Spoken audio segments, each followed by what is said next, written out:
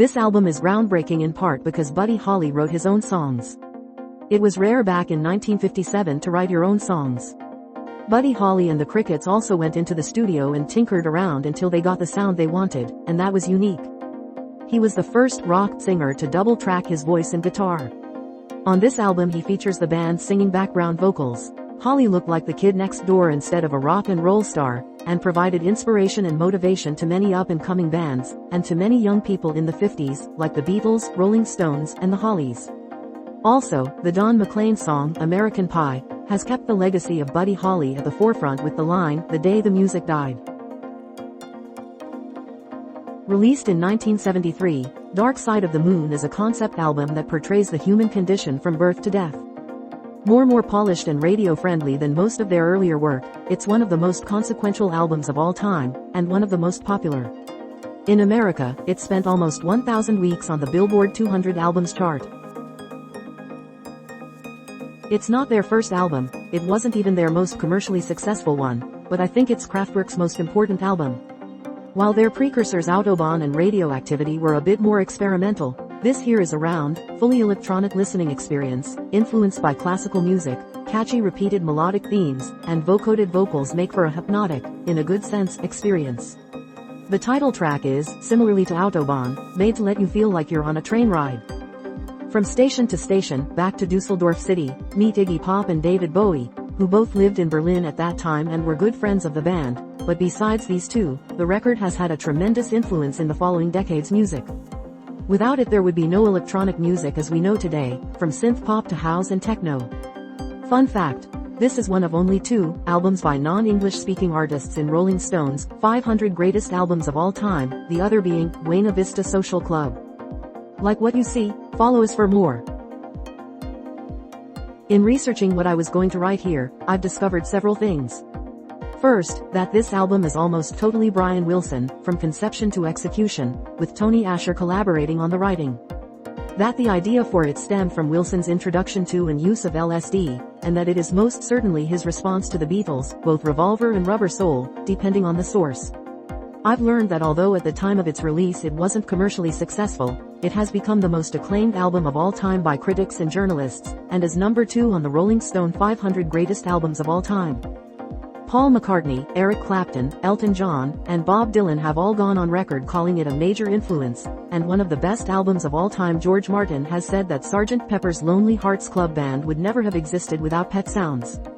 All this acclaim is almost entirely due to Brian Wilson, his conception, his songs, his production. Wilson's production and his use of the studio as an instrument, a la Phil Spector, was the final piece of the puzzle. I can't discover any one thing that caused this to be such an influential and groundbreaking album, other than the fact that it is a testament to the genius that is Brian Wilson. In 1957, Mr. Charles Edward Anderson, Chuck Berry released a little half-hour record called After School Sessions, and changed music forever. As the Rock and Roll Hall of Fame's website aptly declares, while no individual can be said to have invented rock and roll, Chuck Berry comes the closest of any single figure to being the one who put all the essential pieces together. These 10 little rock and roll songs provided the template for everything that came after. Even a few guitarists in England, namely John Lennon and Keith Richards, managed to hear this new music, and used the blueprint set down to launch rock and roll into the forefront, where it never really left. So to anybody who ever picked up a guitar, or just likes listening to one, you owe a big thank you to Chuck Berry. There are only 29 songs and 12 alternate takes that were recorded at 2 sessions in 1936 and 1937, but most bands from the British Invasion and the American bands of the 1960s used to start out covering blues songs. Some of the rock icons that were inspired by Robert Johnson were Jimmy Page, Elvis Presley, Keith Richards, and Eric Clapton. And their music has had a great impact on blues, country, pop, rock, and heavy metal. As his playing partner, Johnny Shines, put it, some of the things that Robert did with the guitar affected the way everybody played. He'd do rundowns and turnbacks. He'd do repeats. None of this was being done. In the early 30s, boogie on the guitar was rare, something to be heard. Because of Robert, people learned to complement themselves, carrying their own bass as their own lead with this one instrument. He remains to this day one of the most influential progenitors of rock and blues music. Are You Experienced? Is one of the most ear-catching debut albums in the history of rock music, and one of the ultimate albums of the psychedelic era. On Are You Experienced? Jimi Hendrix blended a variety of elements of 1960s rock into music that sounded both ahead of its time and embedded in the best backgrounds of rock, blues, pop, and soul. It was his unbelievably talented guitar work, of course, that inspired a whole new generation of guitarists to alter their feedback and distortion to imitate Jimi's style.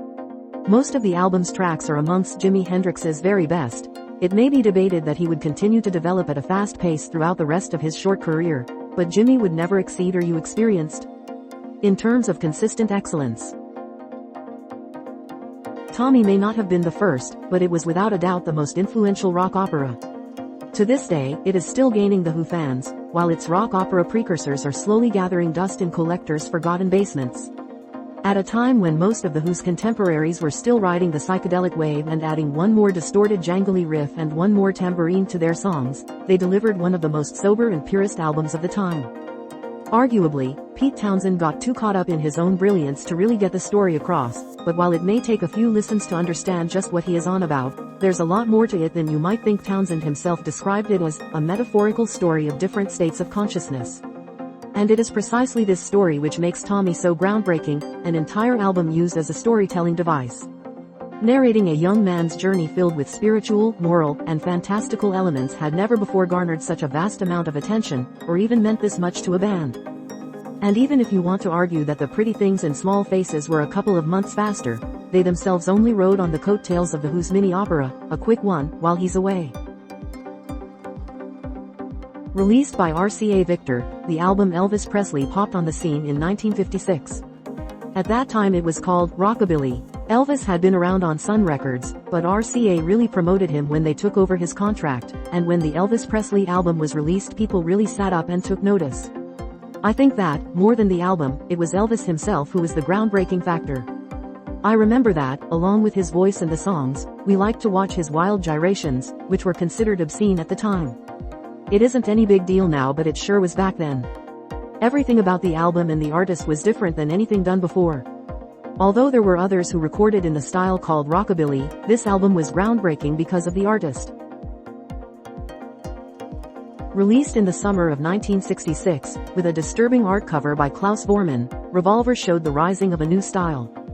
A first step into psychedelia. An album with sounds from India melting with Motown style, a childish melody or a nice enchanting tune, tabla and harsh electric guitar, piano or maracas, simple love songs or tripping lines. Revolver told the world pop music was going to take a deep turn only 1 year later. This story first appeared on Songfacts.com, like what you see. Follow us for more.